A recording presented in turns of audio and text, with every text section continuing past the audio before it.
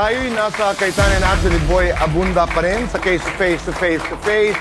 Ito po ang harapan, narito po ang nagrereklamo, si Aling Rosalinda, at ang kanyang inirereklamo na si Lea.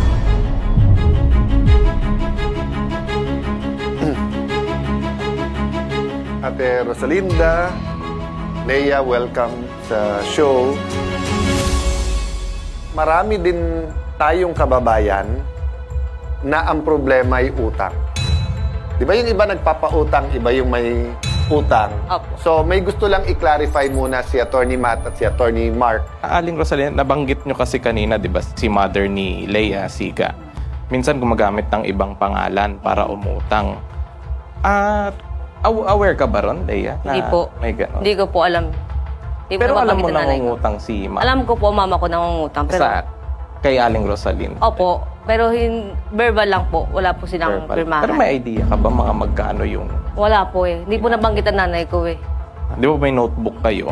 Kaya nyo bang ituro alin doon yung inutang niga mismo, tapos ihiwalay natin yung inutang niga na para sa ibang tao? Yung amount lang, kaya nyo bang ipaghiwalay? Yung siga lang mismo yung umutang? Kaya nyo ihiwalay base ron sa notebook nyo? Para makita natin magkano ba talaga ang utang ni Ga. So dun ba sa talaan mo, sa notebook mo, alam mo dun kung sino yung kay Ga talaga at alin yung ginamit niya lang yung pangalan? Kasi po yun, sir, umuutang sana si Ga personal sa kanya. Kaya may listahan sa akin, Ga. Lalapit sa akin niya na ang anak niya, si Nini, umuutang 3,000. May pangalan din asawa niya, si Totoy. So yung... Kasi yung pamilya, kaya lumaki na. Pero never mo nakausap si Nene o si Totoy. Siya lang ang nakausap. Siya lang ho. Kasi tiwala mo ako, anak, asaka asawa. So, linawin lang po natin, yung 38,500, sigurado po kayo na kay Ga lang yun napunta. Oo. Sino po nagsiset ng interest nung pautang ninyo?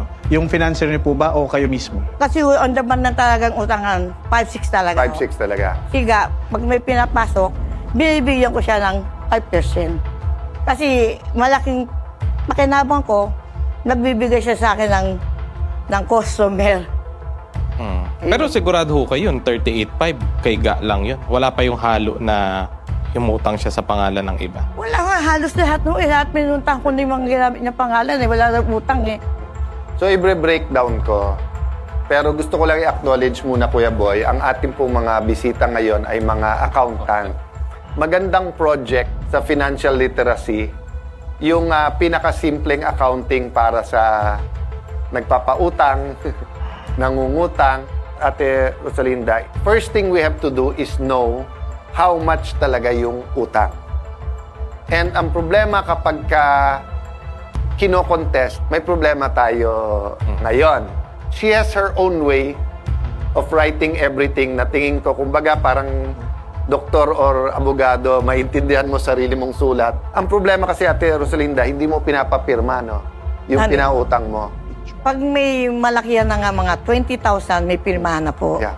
Kung mga 5,000, 3,000, iwala na lang po sa tao. Pero one reason, ate, na napakalaki yung interest because pina-factor in mo rin yung hindi magbabayad. Sa bangko, kasi hindi ka magbayad, kunin ko yung lupa. Diba? Sa sanlaan, hindi ka magbayad, akin na yung alahas o computer o kung ano mo. Sa 5-6 kasi wala, kaya malaki yung interest. But ang pinupunto kasi dyan, ate, pag naglaban kasi tayo, so kung wala tayong kasulatan, doon nagkakaproblema, ano yung ebidensya ngayon? Okay. Which goes to my next point. Mas lumalim ngayon yung problema kasi hindi siga ang kausap natin. So, ang problema, yung pagpapatunay na yun talaga utang niya. So, una yung accounting, ano yung acknowledge at hindi na utang, anong ebidensya. Pangalawang problema, wala na dito yung mismong kausap para i-acknowledge o hindi. Pangatlong problema, so ito yung legal issue of the day. Tanong natin sa students, ang utang ba namamana? O utang ba pwedeng manahin? So ito sagot, pwede only up to the extent ng ari-arian nung namatay. So kung ang lola mo, so let's say wala ka ng parents, ang lola mo may pera, may 100,000 sa bangko. may utang siyang 80, minana mo yung utang kasi nasa iyo yung 100. So, babayaran mo yung 80. Pero baliktarin mo, 80 yung nasa bangko, wala na siyang iba't ibang ari-arian, 100 ang utang, hanggang 80 lang ang pwedeng habulin. Hindi na mahahabol yung 20 kasi hindi naman ikaw ang may utang. So in the real sense, hindi na mamana ang utang. Kaya ko lang nilagay sa ganon na hanggang sa extent because theoretically, ang hinahabol mo yung estate ng namatay. Leia, ang obligasyon mo under the law, kung ano yung utang pag nakasunduan, hanggang dun sa naiwan ng nanay mo. So kung walang naiwan nanay mo, wala kang obligasyon. Opo. Kung meron kang obligasyon. Opo. Okay. Ang problema dito, Rosalinda, may element dito ng honesty. Leia, kailangan nyo mag-usap ng magkakapatid. Di ba? May iniwan ba si nanay? May property ba? May ganito. Tapos pag yes, may utang ba? Pag no, the reality is, Rosalinda, is hindi mo mahahabol yung hindi nila utang. O, last point na lang kasi sa legal to. May utang ba si Nini at ang asawa? Tatay niya po, yung si Totoy. At si po. Totoy. Okay. Ang problema po, ang kausap niya si Ga. Tama po. Opo. Kung nakinabang si Totoy at si Nini, meaning talagang yung nanay mo binigay sa kanila, dapat nilang bayaran. But of course, hindi mapapatunayan ni Rosalinda yon kasi nga, ang Wala kausap niya si Ga. Tama ko po. Kung si Ga lang ang kausap at sa bulsa ni Ga, hindi niya mahahabol si Nini at saka si Totoy.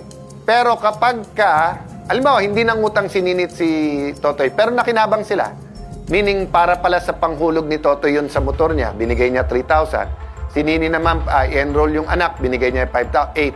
Until the extent, di ba, ang basis ko naman nun, yung unjust enrichment, di ba? Hindi dapat nakinabang ka na may nasaktan na iba. Kasi pwede mong gamitin yung batas na hindi ko inauthorize umutang si Ga. Pero kahit hindi mo inauthorize, nakinabang ka, tanawin mo yon, di ba? At gawan mo ng paraan. Karapatan mo maningil kila Leia kung may naiwan na property si Ga. Kung wala, hindi nila minana yung utang. Kayo naman, Leia, karapatan nyo yung pinaghirapan nyo, wala kang obligasyon magbayad, pero kung nakinabang kayo direkta sa utang ng mami nyo, isipin nyo rin yung moral obligation, especially yung ginamit pangalan nyo. Opo. I'll stop there, but I want to tell you, Rosalinda, mag-usap na lang tayo ni Kuya Boy mamaya, tutulong kami sa'yo. Kasi hindi ka makaka-recover kay Leia at pamilya dahil hindi naman sila may utang, pero tutulong kami. But I wanted to go to the list na pinag-uusapan. Ito kasi, Aling Rosalinda, yung mga Ga, klaro, ito yung mga nautang niya. May nakasulat po na Ga, tapos 3,500. Ito po yung kanyang nakuha April 12. Pero itong Nene at Totoy, ito yung asawa, tatay ninyo, Opo. at saka si Nene, yung Anak niya ho. anak. Opo. Oo.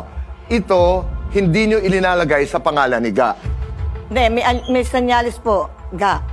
Ako, ang personal kong tanong, yung sinasabi niyo pong 38,500, ito hubay Ga, Nene, Totoy, pinaghalo-halo po ba yan? Kaya umabot po ng 38,500. Yun. Yeah. Tsaka point of discussion din siya, Kuya Alan, di ba? For example, Aling Rosalinda, syempre nilagay mo na yung pangalan. Di ba? Pwede mo siyang buuin eh. Kumbaga, di ba tulad ng problema natin ngayon, hindi natin alam yung identity kung sino itong mga to. What if baliktad? Meron may utang sa parents mong yumaon na. Pwede mo bang singilin? Pwede. Kasi minamana mo yung assets niya eh. Oo. Yung utang sa kanya, pwede mong singilin. So, yun naman ang sinasabi ni Matt, na kung halimbawa nakalagay dyan yun, Grace, siyempre, baka yung magmamana sa'yo, hindi alam kung sino si Grace. Salamat po. Sa akin lang po sana, total, nagsasabi na rin po, natutulungan naman. Sana, wag mo na lang din singilin pa si Papa. Yung, parang paalalahanan tungkol sa utang ni Mama. Hindi mo namamana yung utang ng parents mo, Pero usually, depende sa property regime, yung utang ng asawa mo, utang mo. Opo. Pero yon ang sabi ko nga, hanggang saan at magkano yon. Pero anyway, tutulong kami. Opo, salamat. Ang ano ko lang dun sa kay Papa, sa tatay, tignan din niya kung anong alam niya at magkano para maliwanag din tayo. Tutulong din naman kami sa inyo. Pero iba kasi yung sabihin niya, wala akong utang. At iba naman yung, di naman 38,000. Ito inutang nung nanay mo, ganyan, di ba? Tapos maano natin. But mabuti kang anak dahil nga iniisip mo yung peace and mind Opo, ng tatay. opo. Sakop ng kapatid ko. Oo.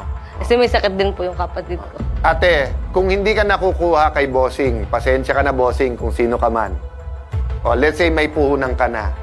Pwede ka magpautang ng 10% na lang. 5.5.5, hindi na 5.6. Misa nga po, sir, pag hindi nakakabigay ng tubo at sinasabi niya bigay ng puhunan, payag ako. Kuya boy, kung matutulungan natin siya, pero pati yung umuutang sa kanya. Nagbi-business na lang po ako manok at baboy.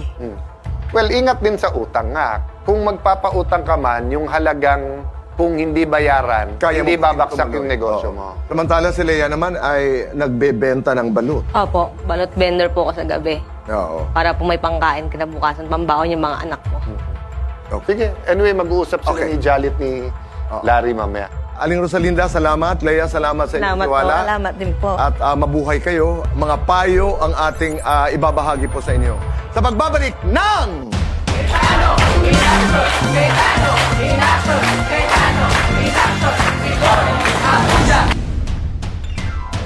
Matapos ang kanilang paghaharap sa Cayetano in Action with Boy Abunda, parehong nakatanggap ng tulong puhunan sina Rosalinda at Lea para makapagsimula muli. Si Rosalinda muling bumangon sa kanyang negosyo at agad nakapag-order ng mga karning paninda sa tulong ng programa. Malaking bagay ho sa akin yun. Bibitawan ko na yung pipes na yan. Ayoko na. Nabigyan nyo nga ako ng puhunan. Ganyan, natutuwa ako magdediretso na yung pag-order ko ng manok. Si Lea naman ay sinimulan na ang pagtitinda ng balot, penoy at chicharon gamit ang tulong puhunang hatid ng CIA with BA. After po ng pagpunta namin sa Cayetano in Action, hindi naman din po na kami siningil at napagkasundoon po namin na yung utang ng mama ko is wala na po. Tapos na po. Dahil nga po, hindi naman daw po namamana ang utang ng nanay.